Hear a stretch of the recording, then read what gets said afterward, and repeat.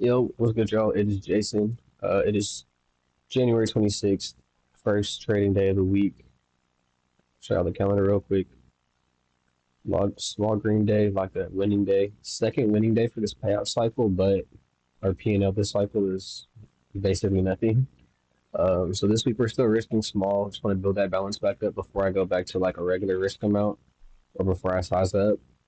And I'm thinking just go through this week, just stack a few base hit days like these, and then size up in one good day. Well, or not even size up heavily, but go back to my regular risk amount and go for a payout from there. Let's just go to the trades I took today. I'll get straight to it. On RTY, there was nothing like overly obvious to me, like to trade the open, so I kind of just was watching. I was mainly looking at RTY. I wasn't looking at ES. If I was looking at ES didn't fully fill their gap because everything gapped down last night. Or not this gap. I think it is. Yeah, that old New Week opening gap. Yeah, so ES was kind of free this morning. If I was looking at that, I should have went for long into that gap. But we're focused on RCY for these first. I was looking at this 5 minute, and that was basically my condition at the open. So I saw that we were injecting off a value area high up here, and I was thinking, okay, if we invert this, maybe like displace a little bit through the point of control, I'll look for shorts off of that if we like come back and retest this level or come back and retest the point of control. Maybe go break even at this next 5 minute gap. But let this play out a little bit. We respected the 5 minute. Let me drop down so I can show you the first setup. Maybe have to run it back again. This was kind of just premature. I should have waited the first, like, I usually wait the first 15 minutes. My best trades happen after the first 15 minutes. I really, I don't know, unless I'm catching something like at the open, like at 8:30 or 9:30 EST, I should just wait through the first 15 minutes because, especially, like, I think last week, every trade I took before the first 15 minutes, I lost. So we're going to stop doing that. But I saw that we were, again, overextended on multiple profiles. Or just on the overnight. Sorry, we're overextended on the overnight profile here, which is something I should have been looking at. We're still kind of close to a discount in from last week. That's something I should have been paying attention to. But I saw we were overextended or rejected a little bit, and we put in this 1 minute inversion, but it wasn't on any other time frame. I could just kind of chop on the two, nothing on the 3 minute. It would just like flush in the 3 minute actually. So if I was looking at any other time frame that just fixated on the 1 minute, this was just kind of like a bullshit trade. So I took this 1 minute inversion, waited for the retest, and immediately just ran my stop. I don't know why I just like held through this for the whole time. I'm pretty sure I closed like on this candle close, but I don't know why. I just held through this because if I'm only entering off of this inversion and the fact that we're ejecting off of this high or the value area high, if we disrespect the inversion off of it, like that should just be my exit condition. So I noted that and then just took the loss. That was just the L trade right there. Um, like I said, I was watching RCY and ES. So after that happened, let me turn this on so we can get a little context. I immediately hopped on ES because I was still looking for shorts. Like I was still kind of short biased. I was just thinking everything is so overextended. Like we just need to sell off. Like we're getting there by 7,000 again. And then same with RTY. I think RTY was making all time highs. I don't know. Or just recently made all time highs. Yeah, like these. Yeah. So I'm just thinking like we're selling off. At least going to complete like rebalancing this range like we already started doing.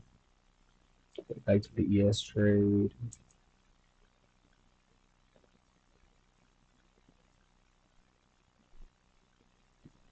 So on ES, it was almost like an identical setup to what I did on RTY, to be honest. So I see we break out of the opening range, and I'm just assuming this is going to fail. because like it's not really like it's there's no inversion up here. There was like a pre-market something, like we could have taken a long off of this little gap down here.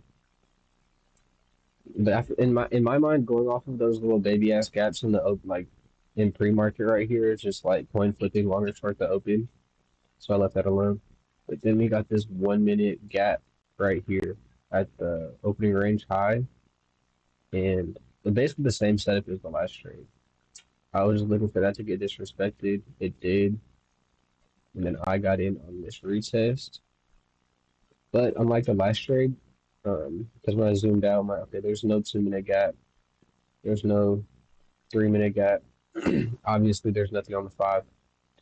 So as soon as we closed on the opposite side and just started like pushing with momentum, I think I only like I got out for like a point and a half. So I was out right here. And I was just kind of like, okay, whatever. Just click through that. If I sat in this, I could like it just chopped, just sat here and chopped in the opening range for a few minutes. Like I said, if I sat in this, I could have eventually hit 1R, but I probably wouldn't have taken 1R. I'm not gonna lie. I probably had this marked out as my target. I probably would have honestly, if I'm shorting off of the opening range high, I'm probably gonna just target the midpoint. So best case scenario, I would have got like stopped break even here or stopped out completely. I'm cool with taking a point and a half loss. Actually, run it back a little bit. I didn't even sit and watch that. I just, as soon as I was invalid, I just kind of went on to the next. Because again, I was still like super short for like I was still super looking for shorts. Like it was just like I don't know, it was just a little bit obvious to me. Since especially because I wasn't in this leg up. Like this was an obvious trade to take, like something like this, but I wasn't in that, and I didn't think this was just gonna run forever. So I'm just waiting for this move to die out and just take the reverse of it. So eventually, it did start failing up here. I could have taken this 1 minute gap, but I just got burned twice on the 1 minute, so I left the 1 minute alone. Um, and waited for a obvious ass. Yeah, I waited for this obvious 3 minute. And I think I got in on yeah, this retest right here. So yeah, once we closed on the 3 minute, obviously I went to the one to get my entry, but I was entering off this 3 minute inversion right here. This one. So this it played out really well, like off rip. Initially I was thinking again from shorting off of the opening range high, just target this midpoint for 1R. But I didn't want to just like full close there. So yeah, I delivered here. And at this point, I just went break even when I saw this little rejection. This line wasn't any like key level. This was just marking out 1R. So I knew where to put my stop. So yeah, when it started rejecting right here, I put my stop at break even, and then it started scaring me a little bit. So if I got down to 1 minute, so just chopping around here. I was sure that I was about to just get stopped break even, especially because like now my stop is at this 3 minute gap. We were also trading in this 5 minute. Um, so yeah, also the 3 minute gap I entered off of was lined up with a five, and then there was a 5 minute down here. So just the fact that we're trading back above this 5 minute gap was scaring me. Like if we close, if there's one, even if there's 1 minute candle closes above, like we'll probably at least wake up and stop me break even here. But we didn't. I don't think that we get a 5 minute close above. Yeah, so it was weird. We got the 5 minute close above, so I was like, okay, this gap is now invalid. This one's still good though, but we didn't retest this one. And I think there was a 2 minute. I think it tapped into the 2 minute. Yeah.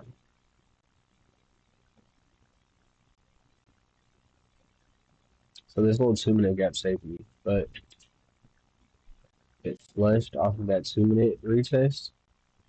And then I just trailed my stop pretty aggressively, put my take profit down here at the point of control. And as the point of control started jumping around and doing all that, as the point of control started jumping around and like just giving me different levels. Now I don't know why this weekly one. I think I just forgot I had it on because it was so just like off my screen. But when it came down and I saw all that happen, I was just like, okay, we're probably gonna reverse from here. I think I got out for like 2 point. I think I got out like right on this candle close, like 2.3 something. Yeah. So after this, I was like, okay, W, we're done. Good trade. But then I noticed, um, I went over to my dashboard and I was I said 110, and I was like, well, I only need $40 more to get a winning day. So like, let me go find $40. Um, I didn't want to just like dry click a button and just like hope. So luckily, this little inversion played out right here. I saw this 1 minute and the second 1 minute. I don't even remember how many contracts I entered with. It might have been five. It might have been, I don't know. But I only took this for like a few points. Could have held it for like 1.5 or at least taken 1 R, which I should have at least taken 1 R. Like, I don't know why I didn't do that. But I was just trying to secure the winning day, so I'm not mad at it. But luckily, I didn't stay in it for nothing crazy because if we dead went sideways, then I don't even know what happened the rest of the day because at this point, I was done. So, yeah, that was my 3.5 trades today. Let me go back so you can see the execution rates. Yes, we got out for, oh yeah, 2.34. Then this one, I took this for like literally $50. The real trade of the day right here. I'm surprised, not surprised. I'm like actually a little bit proud of myself that I didn't close it for like 1.5 down here when I saw us rejecting. Because usually if something like this happens, I was like, okay, well if I can just get at least that much, you know. But I kept my target relatively well, relatively close to what I was looking for. Ended up doing this little baby continuation to lock in the winning day. But yeah, that's it. Locked in another winning day. Still risking small. Just do a few base hit days like this throughout the week, and then maybe we'll be requesting a payout later this week if we. I'm thinking maybe like Thursday, Friday, if we size up. Wednesday, because we're already at 750. So if we have a decent day tomorrow, we'll be at we'll have $1,000 balance.